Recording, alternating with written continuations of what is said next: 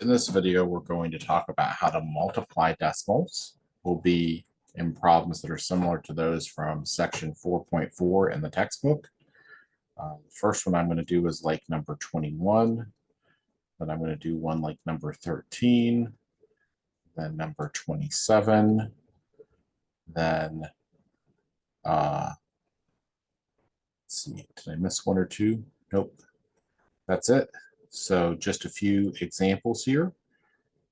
And two of these are going to be special examples, 21 and 27. I'm going to be multiplying by a power of 10. So let me actually just go ahead and start with number 13. Then I'll do 21 and 27 the same as I do 13, but then I will come back and tell you how those are special. So let's start with 493 and 9/10 times, and the decimals do not need to line up here like they did with addition and subtraction. If we have one that has more digits, we usually like to put that one on top because it makes our life easier. So we're just going to forget about the decimals right now and kind of pretend like this is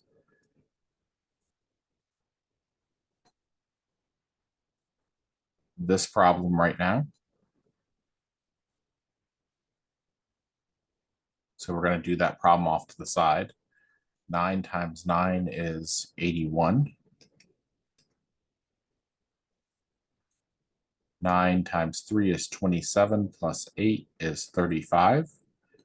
9 times 9 is 81, plus 3 is 84.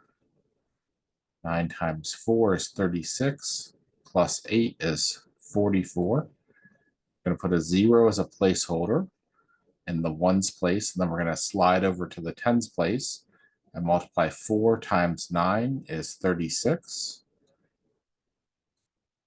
4 times 3 is 12, plus 3 is 15. 4 times 9 is 36, plus 1 is 37. 4 times 4 is 16, plus 3 is 19.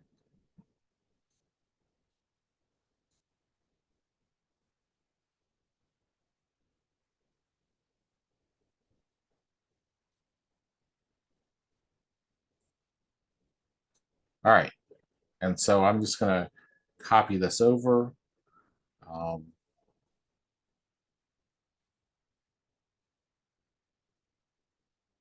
It's my answer here, and I'm going to count the number of decimal points that I had here.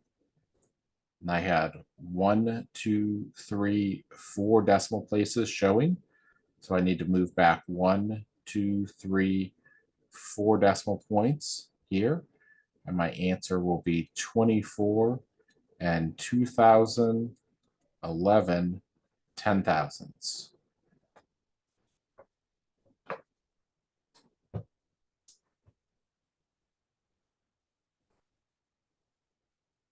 So again, I don't need to do this problem off to the side.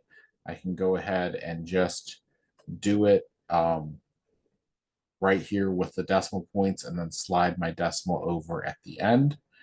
Remember, you're counting all the decimal places that you see showing and sliding the decimal point that many places to the left. When you get to scientific notation, that makes a little bit more sense what we're doing. So let's go ahead and talk about this next problem, which is very similar to a scientific notation problem. 9 4/10 times 100th here. So I'm going to show you what happens when we do it the way that we just did problem number 13. And again, 100th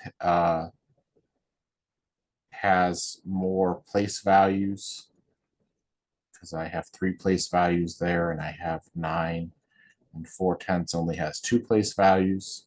So I'm going to stack it like so. 4 times 1 is 4. I'm gonna put a 0 and slide over. 9 times 1 is 9. And we get 94. And we see 1, 2, 3 place values showing. So I need to slide 1, 2, 3 place values. I'm going to have to put a 0 there as a placeholder. And I end up with 94 hundredths. I'm sorry, thousandths, 94 thousandths. How could I have gotten that another way? So because I'm just multiplying by 1 over here, I'm not really changing this value. I'm just sliding the decimal points 2 places.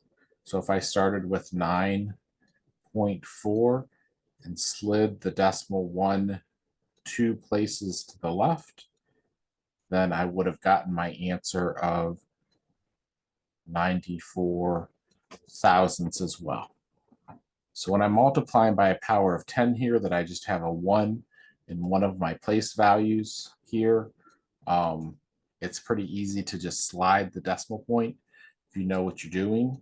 But let's go ahead and let's just use our regular multiplication rules. We will talk about scientific notation later with powers of 10, and we will definitely practice sliding our decimal point to the right and the left based off of our power of 10 that we're multiplying by. So our last problem in this section is 32 and 34 hundredths times 1,000th.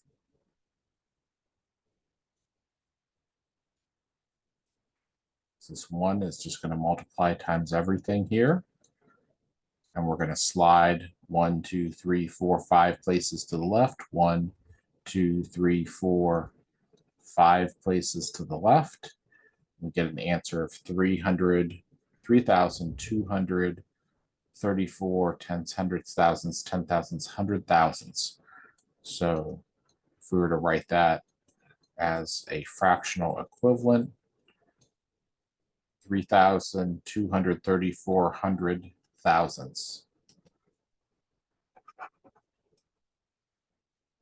All right, that is that last one. Let's show you that shortcut technique on this problem. Our decimal point is here. We have 1, 2, 3 decimal places. We need to move it 3 places to the left. And there's our new decimal point right there. This can become 0.03234, which is 3,234 hundred thousandths. All right, we'll come back next time and we'll talk about dividing decimals, and this whole idea of sliding the decimal point will be important when we are dividing by a decimal. Come back and talk about that next time.